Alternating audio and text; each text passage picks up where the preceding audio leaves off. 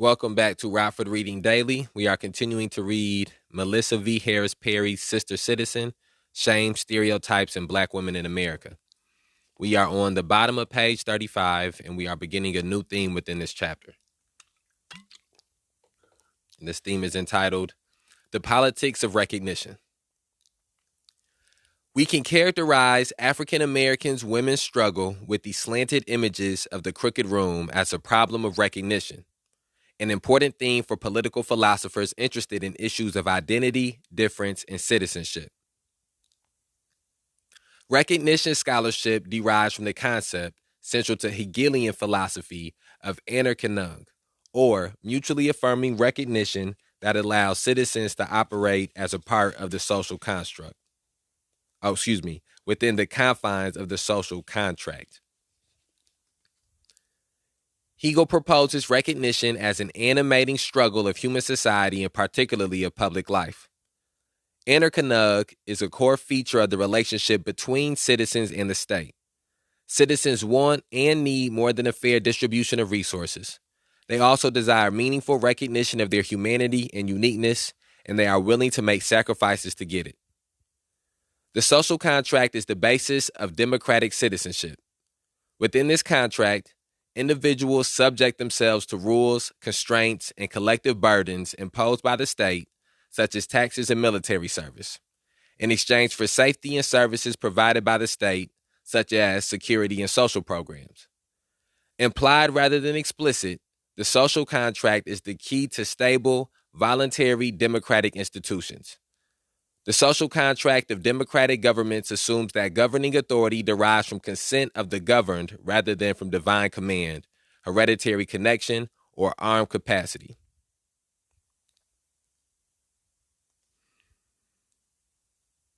American founding documents draw heavily and explicitly on Enlightenment traditions steeped in the idea of a social contract in which recognition plays a central role.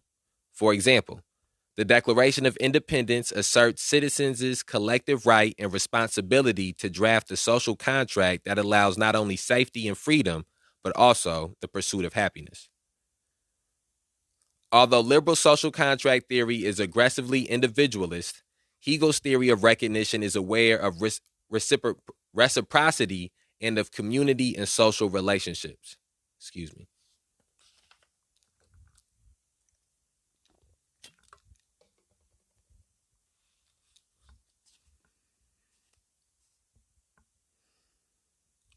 Taking recognition seriously means understanding that groups are as important as individuals for specifying the correct relationship between the state and the citizens.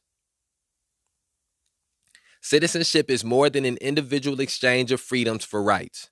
It is also a membership in a body politic, a nation, and a community. To be deemed fair, a system must offer its citizens equal opportunities for public recognition, and groups cannot systematically suffer from misrecognition in the form of stereotype and stigma. In the next chapter, I describe how this democratic requirement of equal recognition has been violated for African American women in their relationship with the American society and state.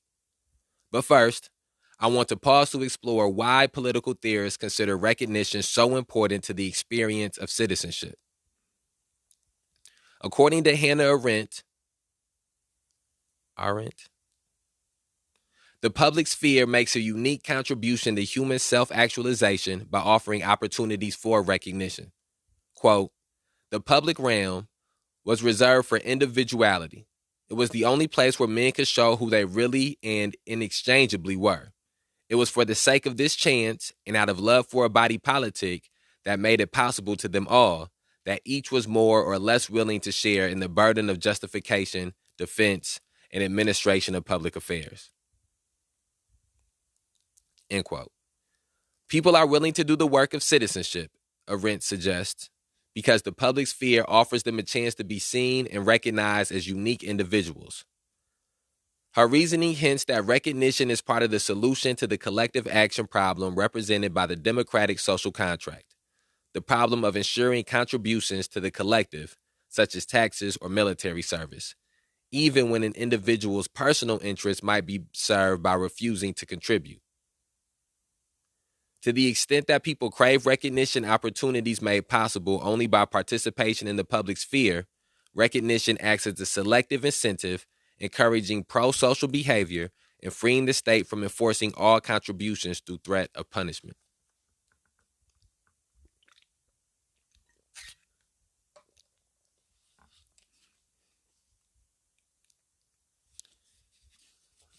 Okay. Give me a second, just getting ready to turn the page here.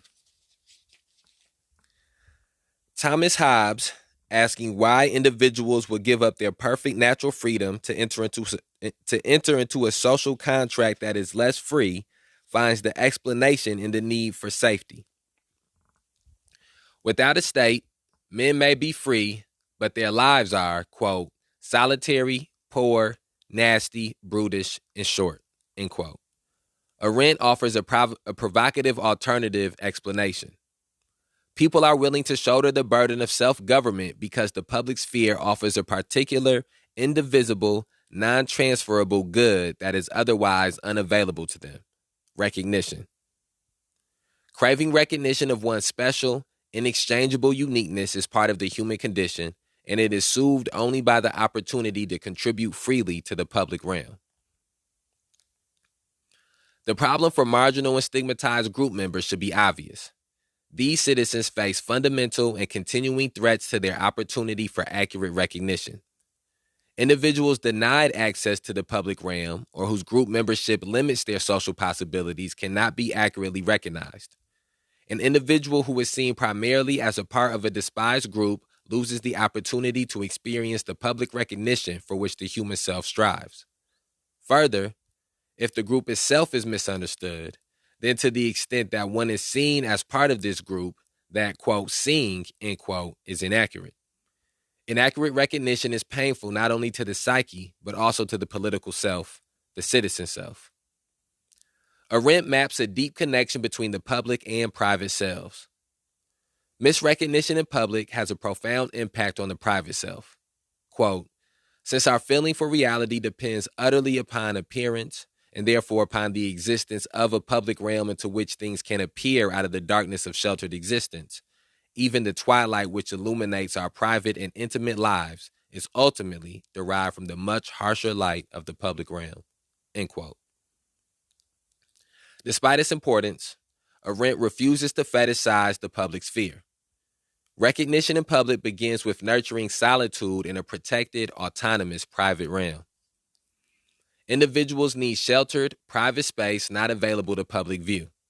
Without this privacy, life, quote, loses the quality of rising into sight from darker ground which must remain hidden if it is not to lose its depth in a very real, non-subjective sense, end quote. The need for privacy creates another dilemma for Black women. In the next chapter, I argue that because of their history as chattel slaves, their labor market participation as domestic workers, and their role as dependents in a punitive modern welfare state, Black women in America live under heightened scrutiny by the state. As members of a stigmatized group, African American women lack opportunities for accurate, affirming recognition of the self, and yet must contend with hypervisibility imposed by their lower social status. As a group, they have neither the hiding place of private property nor a reasonable expectation of being properly recognized in the public sphere. This situation undermines the intersecting needs for privacy and recognition that underline the democratic social contract. Okay, let's have a reflection here because it's going to be, I think we got a few more pages before we either end the chapter or have a changing in the theme of the chapter. I'm going to get a drink of water real quick. And then, well, this is one of the things I enjoy the most about reading a book that I have not read yet and reading from an author that I have not read from before is every author has their own art to the way they put words together. And specifically when you begin to read about things that are social commentary and political commentary, everybody's ideology and the way they form their ideology and the way they articulate how their ideology, the formation of their ideology is just is very satisfying to me, because it always sort of fills in. For me personally, some of my belief systems, my belief system specifically around some of these social issues as police terrorism, mass incarceration, and racial injustice, are sort of drawn in black and white. And I don't mean that to say that I think that the problems are black and white. I think that there's a lot of gray area within the problems. I'm not using it in that type of a metaphor. I'm using it as a, like, maybe a coloring book. So I have these lines that are drawn where these are things that I believe in or I don't believe in, and I won't waver on these things. This is where my ethics line up and where they don't line up, and I won't waver on these things. And a lot of that is based on my personal experiences, as it is for a lot of us. However, each time I read another book or listen to another speech or read another essay, watch another documentary, have another conversation with another person that's experienced some of these things, those pictures that are drawn in black and white begin to have more colors to them. They begin to have maybe thought bubbles on the picture. The picture just begins to become more detailed and more colored, and that's that's one of the goals that I have for this Rockford Reading series in general, is that, as I've said before, each one of these books is like a piece of a puzzle, and we're trying to put together the bigger picture of the issues of police terrorism, mass incarceration, and racial injustice. And so each book that we read sort of complements the next. And so I say all those things to say that within here, within Women, Race, and Class, Angela Davis sort of spoke to us with some ideology behind it and a lot of political commentary behind it, and some ideology and belief system was within there. But a lot of it was sort of just giving historical facts about the issues of women, race, and class in this country, dating back from the inception of the country to when the book was written. And I think what we have seen in this first chapter here, entitled Crooked Room, is Melissa V. Harris Perry giving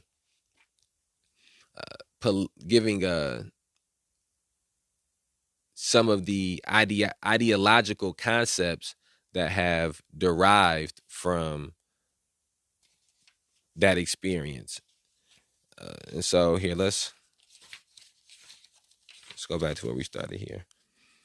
Okay, so like here, when Melissa V. Harris Perry, when she speaks about the politics of recognition here, and she speaks about how the politics of recognition works and how the concept has been evolved from different people and how different people's perspective of the concept, I sort of think about how that concept affects Black women in all those different time periods that we read about in Women, Race, and Class.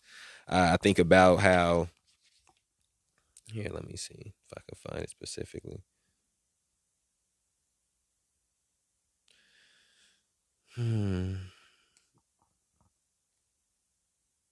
The social contract is the basis of democratic citizenship. Within this contract, individuals subject themselves to rules, constraints, and collective burdens imposed by the state, such as taxes and military service, in exchange for safety and services provided by the state, such as security and social programs.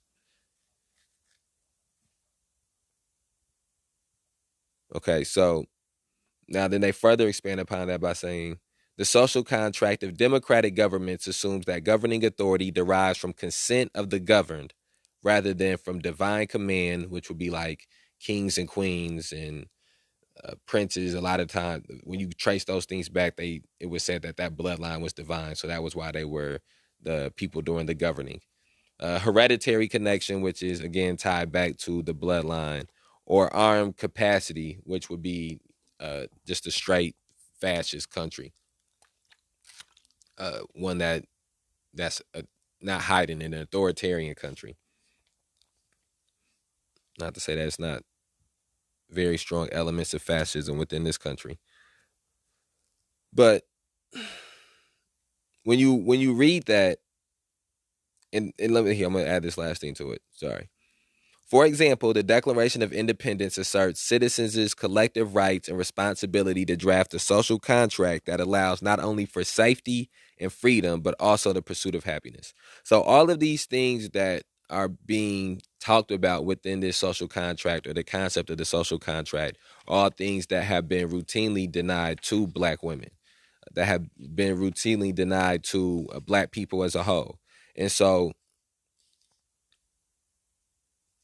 and again, within this, they talk about how this is an individualistic concept, but they talk about and I think one of the things we've talked about here too is the importance that collectivism is something that is important, and that collectivism has to be heightened for us to be able to uh, combat properly racism and capitalism and exploitation and oppression, is that we have to have a heightened sense of collectivism. However, that collectivism cannot come at the expense of an individual.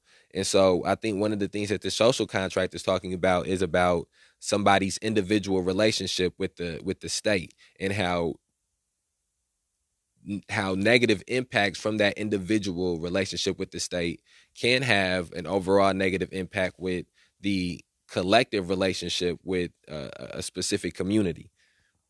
Mm. And the concept that they put out there or excuse me, the concept that Melissa V. Harris Perry puts out there about the public realm, I think is something that I guess maybe I have thought about before but never articulated. And that's one of the things I wanted to say, is that a lot of these books that have these social commentary and political commentary, people articulate things or put things into words that maybe you subconsciously had thought about or subconsciously knew, but had never consciously sort of framed and phrased together. And so I can guarantee that this will be one of the books that, reading it a second time with the understanding of sort of where the journey takes me, will be very fulfilling, and I'll be able to sort of probably speak a lot better initially after reading some of these concepts. But again, I think that it's important to make sure that as we're reading things, we're taking moments to be able to figure out how these things that we just read fit into previous things that we've read.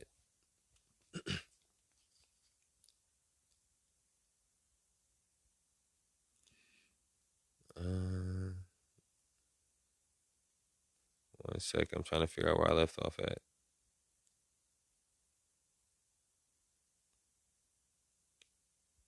Okay, here we go. Recognition is a useful framework because it emphasizes the interconnection between individuals and groups. Individuals from disempowered social groups desire recognition for their group, but also want recognition of their distinctiveness from the group. Thus, many African Americans bristle at the idea of color blindness because it suggests that race is irrelevant to identity. They want to be understood as Black and thus tied to a history and culture associated with Blackness. At the same time, they do not want to be reduced to their racial identity alone. Just recognition means being neither blind to nor blinded by identity differences. Just recognition means being neither blinded to nor blinded by identity differences. Misrecognition has been a central theme in African American intellectual traditions. In The Souls of Black Folks by W.B. Du Bois, he describes the experience of living behind a veil and asks, quote, "How does it feel to be a problem?" End quote. This formulation of Black life in America emphasizes both the physical barriers imposed by segregation, which make it difficult for Black people to be seen, and the dispositional racism that views Black life as problematic for the nation. Ralph Ellison's stunning novel, Invisible Man, is a masterful treatment of the recognition crisis faced by Black Americans. It opens with a declaration of misrecognition. Quote, "I am invisible, understand, simply because people refuse to see me." End quote. Ellison's protagonist struggles with multiple forms of misrecognition. He finds that he is sometimes hypervisible exposed to the aggressive and unwanted gaze of tormentors, and at other times transparent, as though those whom he encounters can simply see through him. Always, racism keeps others from seeing him accurately.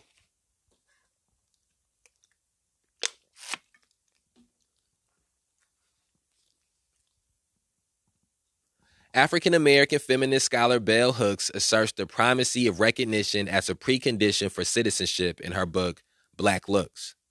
She argues that the very act of looking at individuals from marginal groups is infused with power. To be a person of relative power and privilege, viewing a person of less power and privilege is a political act. The gaze of the powerful is neither neutral nor benign. Misrecognition hinders the ability of Black people to act as citizens. Indeed, Hooks asserts, challenging white people's assumptions about what they see when they view Black people is a critical step toward liberation and equality. The misrecognition experienced by Black women who attempt to engage in the public sphere is what I mean when I speak of the crooked room. By emphasizing recognition in my analysis, I am making a specific and potentially controversial choice. Why should we be concerned with inaccurate recognition when injustices of distribution seem so much more pressing? Shouldn't we focus on the unequal social, economic, and political structures that profoundly and disproportionately affect Black women's material circumstances and opportunities? Political scientist Patchen Markle points to the limits of politics organized around recognition as the preeminent democratic good. This view of democracy, he writes, assumes that subordinate groups are primarily harmed by, quote, a ubiquitous and deep-seated form of injustice called misrecognition, which consists in the failure, whether out of malice or out of ignorance, to extend to people the respect or esteem that is due to them in virtue of who they are, end quote.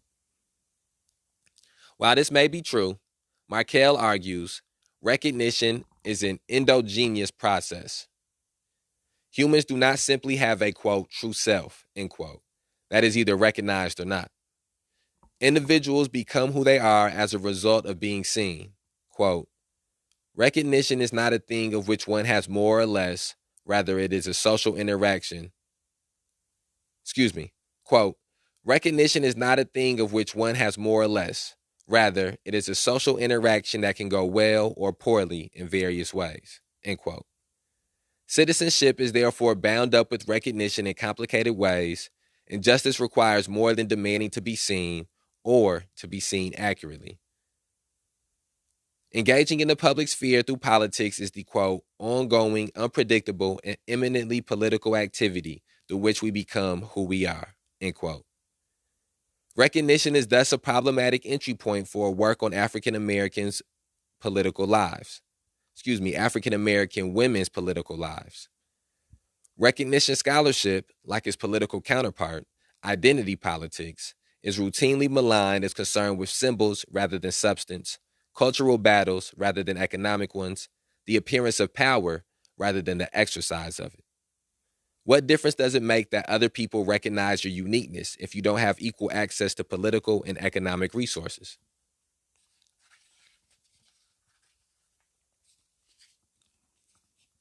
The social and political theorist, Nancy Fraser, has been critical of the ways that a focus on recognition can silence concerns about economic redistribution. She levels a damning criticism against the aurists of the multiculturalism who seem concerned more with the culture wars than with the material circumstances of marginal people. But rather than discard recognition as a theoretical framework, Fraser encourages us to see the interplay of recognition and redistribution. Recognition of race, gender, and sexual identity is not, she argues, simply a matter of self-actualization for the citizen, nor is recognition solely a matter of personal interactions among individuals. Hold on, I gotta get something to drink.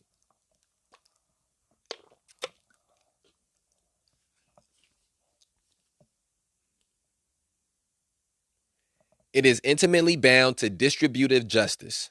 Misrecognition is a matter of, quote, institutionalized patterns of cultural value in ways that prevent one from participating as a peer in social life, end quote.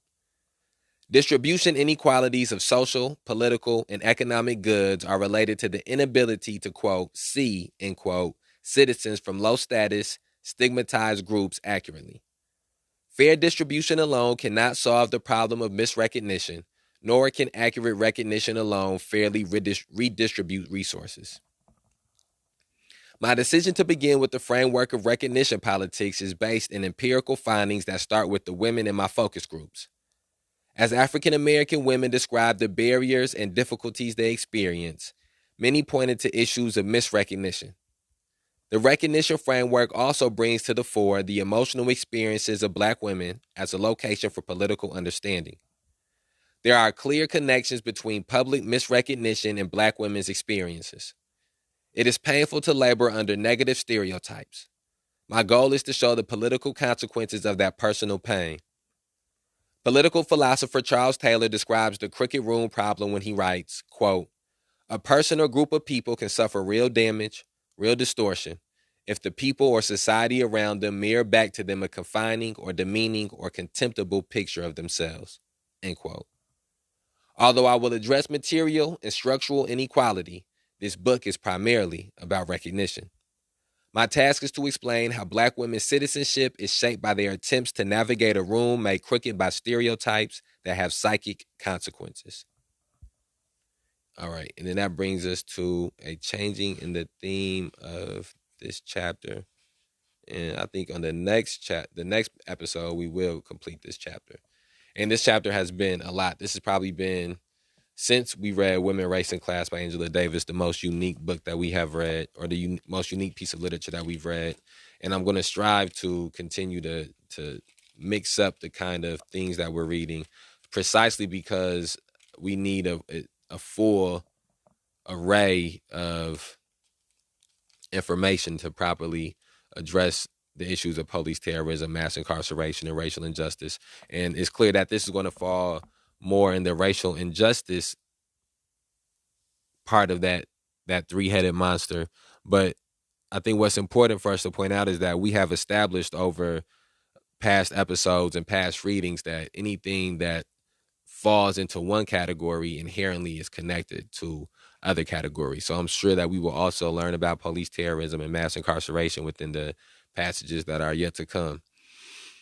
And yeah, when she says here that this book is primarily about recognition, even though she'll address material and structural inequality, we have read things about material inequality and structural inequality. And so it is important for us to also be able to pair that with recognition. It is important for us to be able to read a book like High Rises by Ben Austen and hear about Black women's social commentary based on their personal experiences in this area where they have an unequal and unequitable amount of resources. And then to be able to read Melissa V. Harris Perry's Sister Citizen and hear how Black women who are their peers, how they suffer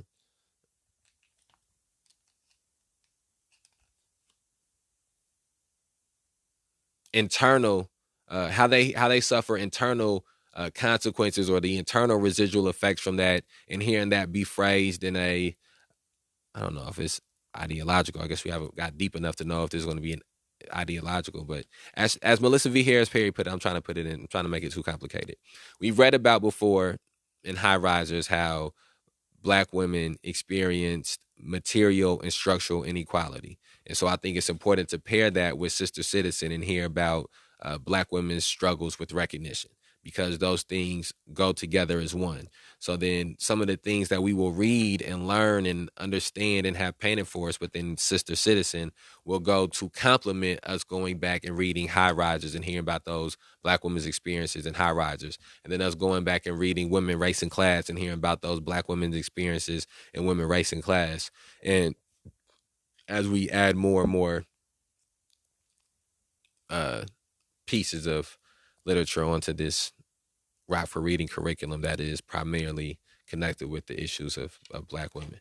Okay, so share this on whatever platform you're listening to it on. We are at our 30-minute mark. This was a good episode. I learned a lot. Hope you learned a lot. And we will be back tomorrow, continuing to read Sister Citizen. And we put these episodes out on a daily basis to provide you the opportunity to begin or further your journey in the struggle to end police terrorism, mass incarceration, and racial injustice?